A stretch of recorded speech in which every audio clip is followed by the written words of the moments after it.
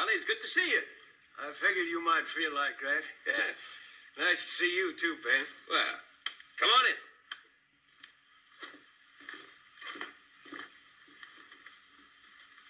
Not many days happen like this, Ben. I figure man ought to enjoy them while he can. Yeah. Like it says in the good book. It ain't what a man's got. It's his begats that counts. Well, Jake, I agree with you there. Guess we're lucky to have our children. You're right. Come into this world with nothing, we go out with nothing. Yeah. What's reason for man's existence if it ain't to look out for his kids? Very little, I guess. Well, I've been blessed that way. 2 strapping boys, a girl. Of course, the boys have given me some trouble. But not my Mary. She's as good as they come. I agree with you, Jake. She's a mighty fine girl. Sometimes I used to think that the only thing that could raise on my land was a ruckus. 2 years without rain or grass, and when the grass came, fire and rustlers. Well, you've had your share of hard luck, Jake. There's no denying. The Lord's will. Keep working hard and sweating. And things get better. I'm going to send 600 head of cattle to market this year. 600 head? Well, by golly, Jake, that's wonderful. Ben, I want to do my share for the young'uns. Well, every father should. You got good land to spare, I got cattle. And together we can scrape 'em up a nice little spread. Start 'em in right. Yeah. My Mary and your little Joe. Been hoping that'd happen. I'm purely happy it did. Jake, I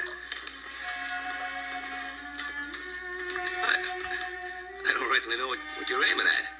Well, now, a church wedding would have been more to my taste, and a barbecue and a dance after, but... I finally tracked that sorrel down, Pop. How you doing, Mr. Parsons? Well, little Joe, how's Mary? Mary? Joe, sit down. It was bad enough for Mary to elope, but the least you could do would be to bring her back afterwards so we could help celebrate.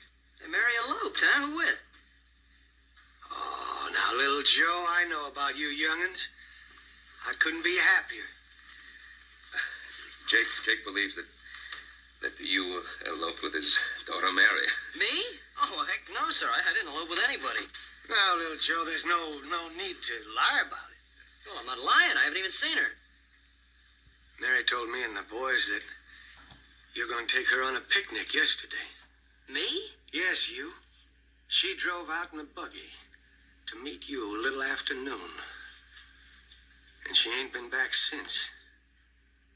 Now, if you didn't elope, suppose you tell me where she was all last night and where she is now. Well, I don't know. I told you I haven't seen her. Where was he last night? My son is old enough to answer for himself. Well, you know where I was. I was out looking for that sorrel. Got late, so I camped in Buckhorn Flats. It's your answer, Jake. Where is she? Now, look, all I can tell you is the truth. I didn't see her. If she went on a picnic with someone, it wasn't me. Jake, she said she was going with you? Well, you must have heard her wrong. She said you've been courting her for 2 months. You deny that? I have to because it isn't true. You calling my Mary a liar? No, sir. I'm saying there must be some mistake. Appears to me there is some kind of mistake. Some bad mistake. Appears to me, too, there's going to be a wedding when my Mary comes home and tells me the truth about all this. Jake, I know you're upset, but my son doesn't lie. Neither does my Mary.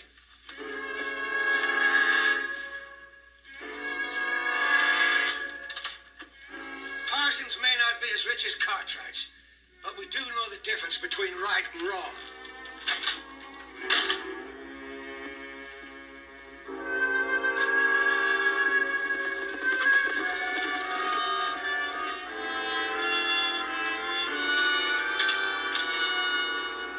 We found Mary, Pa.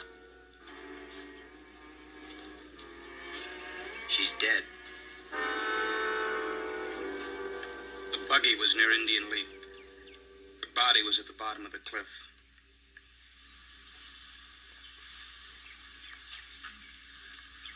Jake, this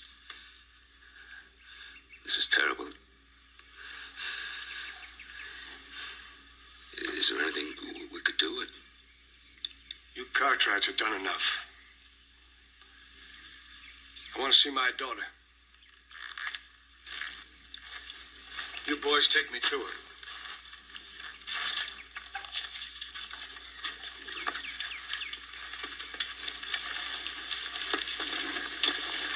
We'll be back.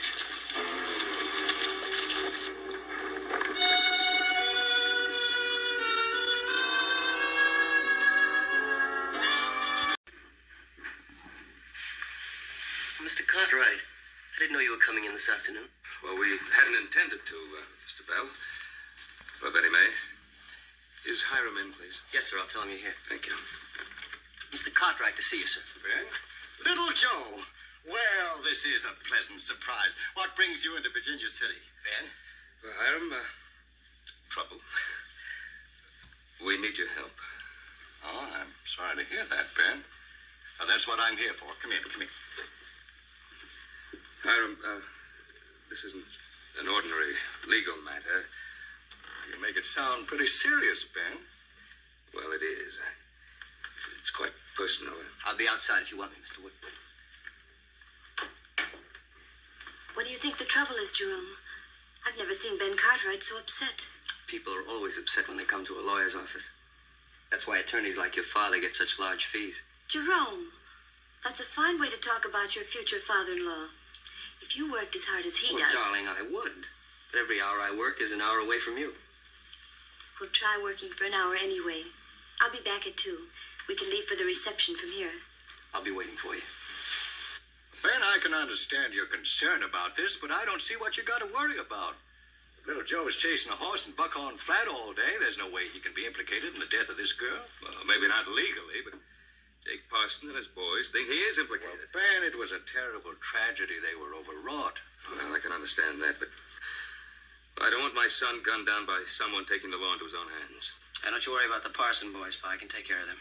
You'll do no such thing. You'll go to the sheriff and give him a full account of your whereabouts these last few days. And, Ben, you tell him what transpired between Jake Parson and yourself. That way, any protecting that needs to be done will come from the law. Well, all right, Hiram. Came to you for advice, if that's what you think we should do. That's what you should do. Well, Roy Coffey will know how to handle it. Yeah. No, Sheriff Coffey's not in town. He's in Carson City on that wrestling case. Oh, yeah. New deputy, Rick Conley, I think, is in charge. You think that'll make any difference, Hiram? I haven't had a chance to get acquainted with Deputy Conley. But just to make sure, I'll send Jerome along with you to see that your statements are taken down properly. Thank you. Jerome, will you step in, please? Yes, sir. Jerome, I want you to go to the sheriff's office with Ben and little Joe. They're going to make a statement. And I want you to protect their interest and see that it's recorded correctly. Do you want that taken care of immediately, sir? You know, Betty May and I do at the reception. Well, that'll have to wait. Of course. Is this Ponderosa business? Well, not exactly. Little Joe's going to make a statement as to his whereabouts at the time of Mary Parsons' death. Mary Parson? I hadn't heard. Her body was found at the bottom of Indian Leap.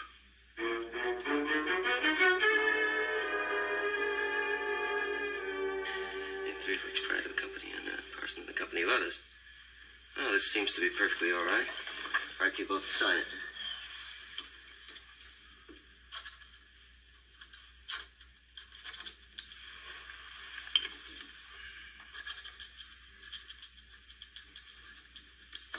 Just witness it.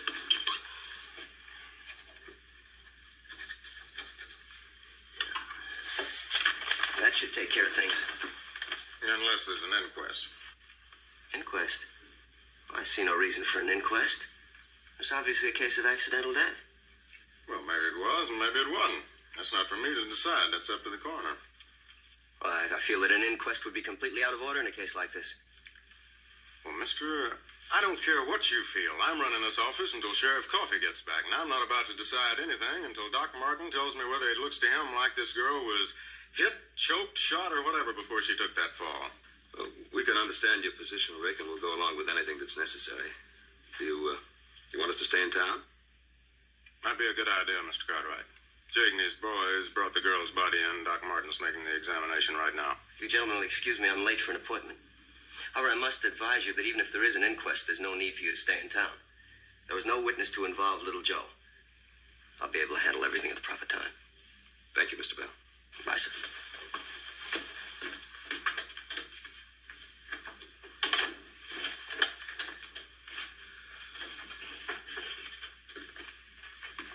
He's right, Mr. Cartwright.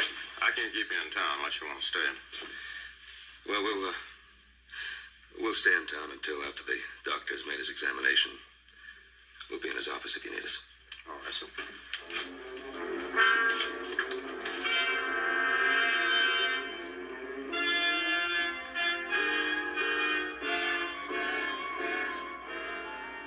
What's the doctor going to be able to tell us?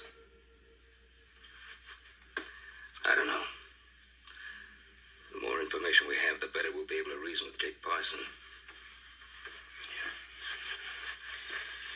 Well, that girl fell 200 feet. I don't see how they could tell anything.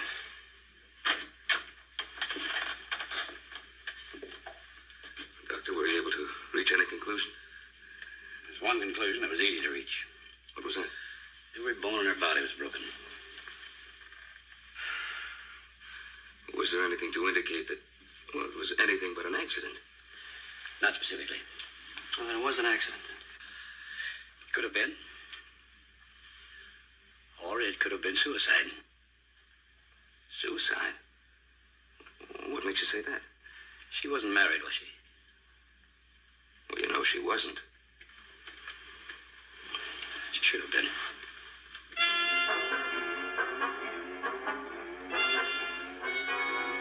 The son. Oh, boy. He's never even alone with her. I'm gonna have to tell this Deputy Connolly right away. I guess you know that, Ben. Yeah, I know that. I was just thinking about what Jake Parsons going to do when he finds out the truth. Well, thank you, Doctor. Aren't you ready to go home?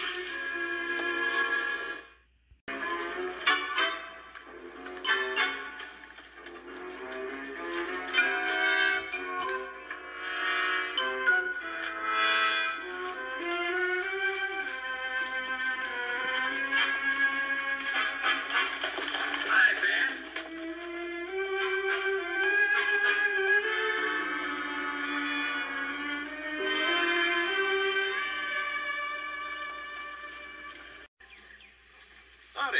Rick, Mr. Hardner. Howdy, Hoss. Howdy, Oz. Your pa home? Yeah, he's inside. Come on in.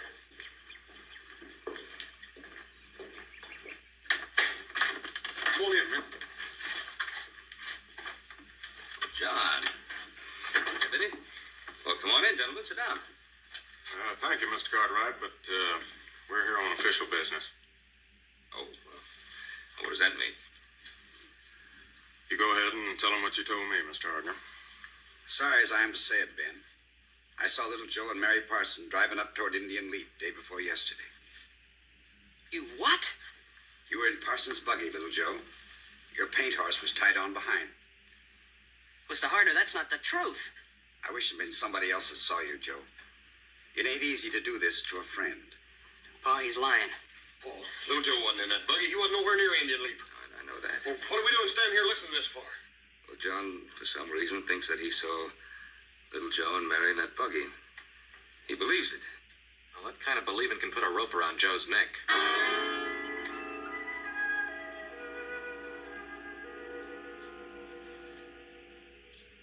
And you still say that you weren't there. Of course I say it. I wasn't within 20 miles of that place. All right. Comes down to your word against Mr. Hardner's. In a case like that, a jury's going to have to decide it. I'm sorry, Joe, but I'm going to have to take you in.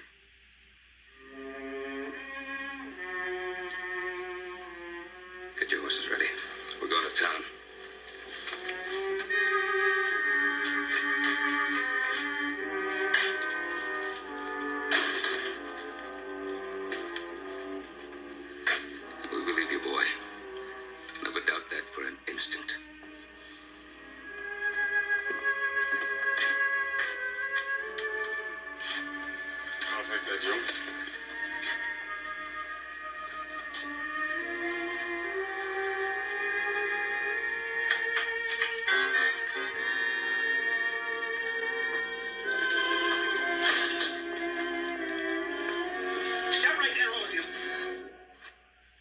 have to do this. Little Joe's under arrest. We're on our way to town. Get out of the way, Cartwright. I come out here to get one, but I'll take two if I have to. Little Joe's not wearing a gun. You can't shoot an unarmed man. What chance did you give my sister? I never even saw your sister. And that's what you'd say, sure. But she said she was going to meet you, and that's good enough for me. Get out of the way, Cartwright! Don't be a fool, Pete. Let the law handle this. Now, Cartwright's a big name around these parts. One kind of law for you and another kind for the rest of us. That isn't true, Pete. Not this time, it ain't. I'm going to have me an eye for an eye.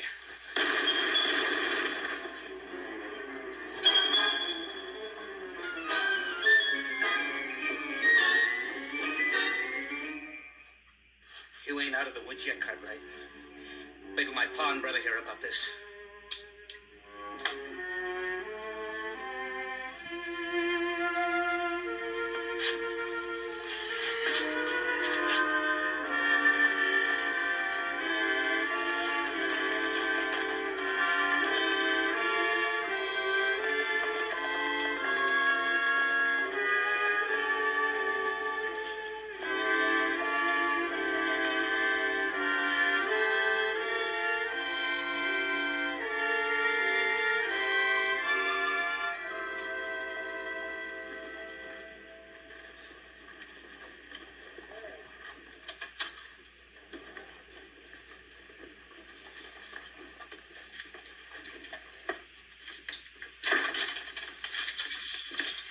Let's get it over with, Joe.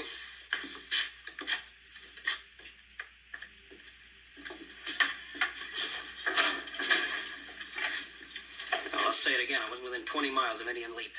Then you got nothing to be afraid of. Now, haven't I? All I saw was a rabbit, a buck, and that sorrel. They gonna testify in my behalf? Well, I guess somebody better tell Jake Parson about Pete. Don't worry. I don't doubt that all the Parsons have heard about it by now. Yeah, I guess you're right. I gotta say hi to Wood. You boys coming along? No, we'll keep Joe company. Yeah, make sure you don't get no uninvited company. Oh, that's a good idea.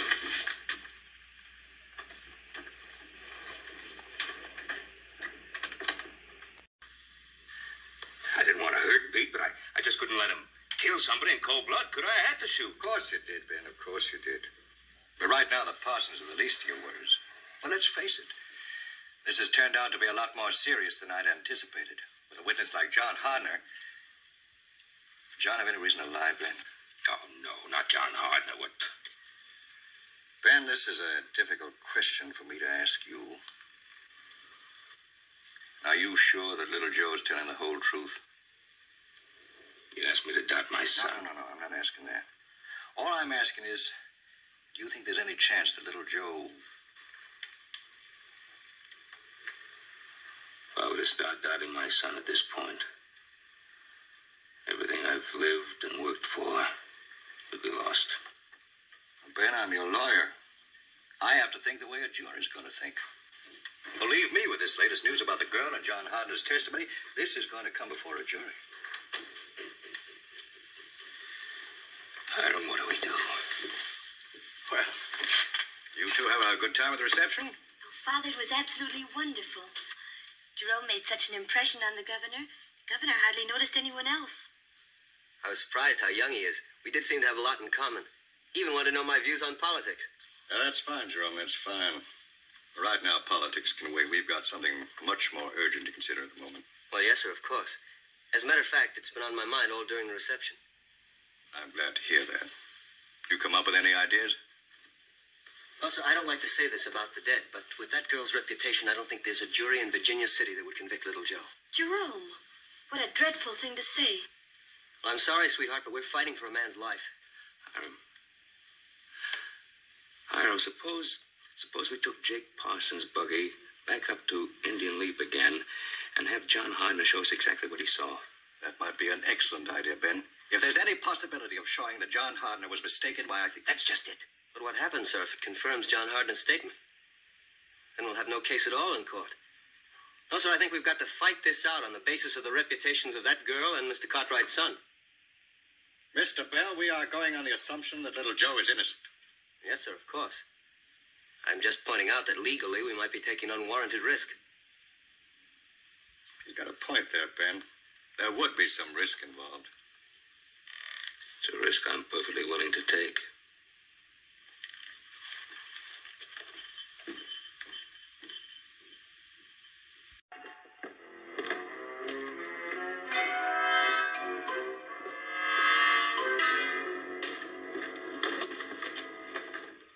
I want the man that shot my son. The rifle, Jake. Put it down. You won't need it in here. Where's Ben Cartwright? I'm right here, Jake. Pete took the law into his own hands, tried to shoot an unarmed man. Mr. Cartwright did the only thing he could do in self-defense. It's true, Jake. I saw it. Partner, seems to me like you jumped the fence. You was going to testify little Joe was with my Mary. Now you're siding with Cartwright's. I'm not siding with anybody.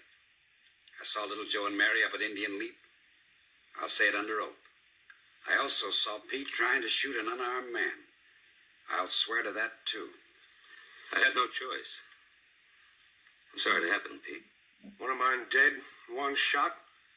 And all I hear anybody say is, I'm sorry. There's one thing we can do, Jake. We can take your buggy up to Indian Leap again in the morning. Why? So John Hardner can show us where he was when the buggy passed him. We can all get a good look at what he saw. Hardner says he's seen little Joe. You want him to change his mind? My son's life is at stake. I'm just trying to get at the truth. All I'm thinking about is my daughter was killed. And your son did it. Well, now, supposing it wasn't little Joe. Suppose it was somebody else. Wouldn't you want to know who it was? All right, boys. We'll give them that chance. But if we find what I think we will, there won't be no need of holding a trial.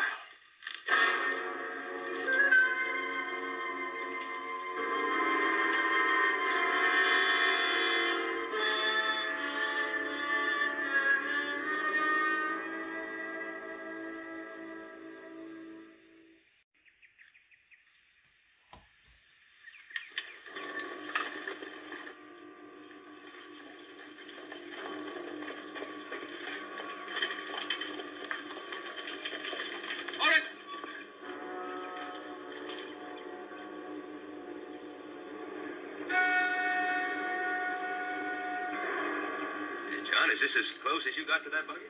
Just about the exact spot, Ben. Well, we can't see the man's face, and we're afoot. How can you see him sitting as high as you are? I didn't say I could see his face from here. I sure saw his paint horse tied on behind the buggy. He probably turned and looked when you got down on the road. Stop putting words in his mouth. Move the buggy on down the road. Now you ride down to the road and make your turn.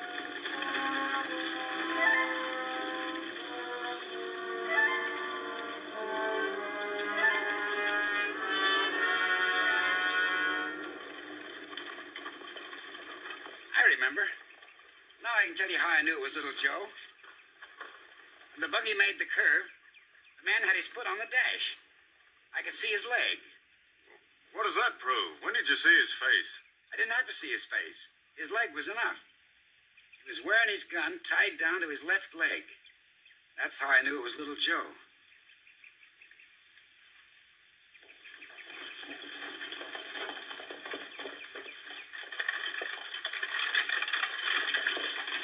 Well, what'd you find out? Just what we knew we'd find. Well, Deputy, what do you say now? Inquest will be in my office at 2 o'clock. I'm just seeing to it that whatever needs doing is done proper and legal. My sister's dead. The man that pushed her off that cliff is still alive. You call that legal and proper? I said there'd be an inquest and a trial. There'll be a trial and a hanging. We heard what you said, Mr. Hardner. And if you don't say it again so everybody can hear, you won't live to get off that witness chair.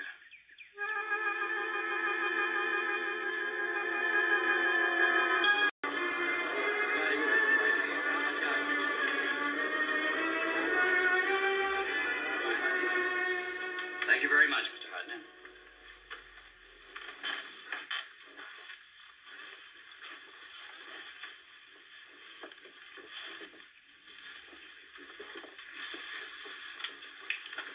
Foreman of the coroner's jury, please rise. Have you reached a verdict? Yeah, we sure have. State it. Mary Parson was murdered by little Joe Cartwright.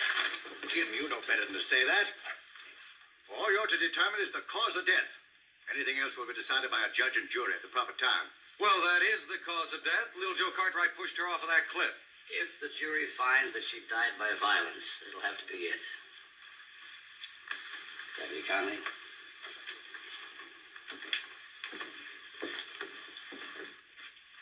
Joseph Cartwright, you're hereby bound over to stand trial for the murder of Mary Parson.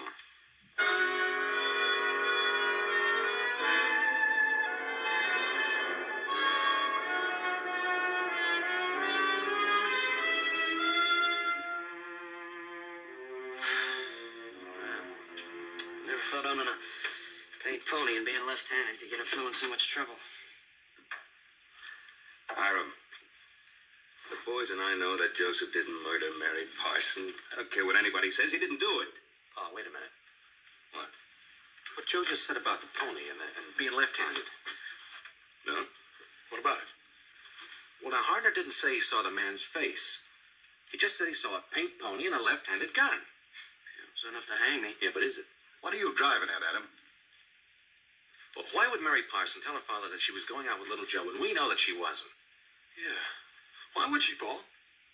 Well, obviously because she didn't want her father to know that she was going out with whoever it was.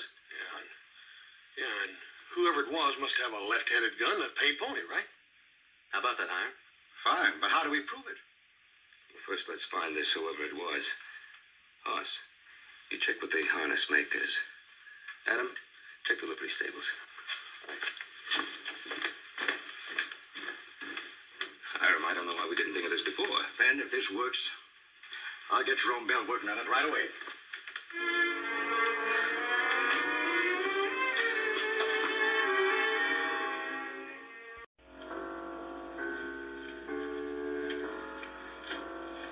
Cartwright, I'd like a word with you.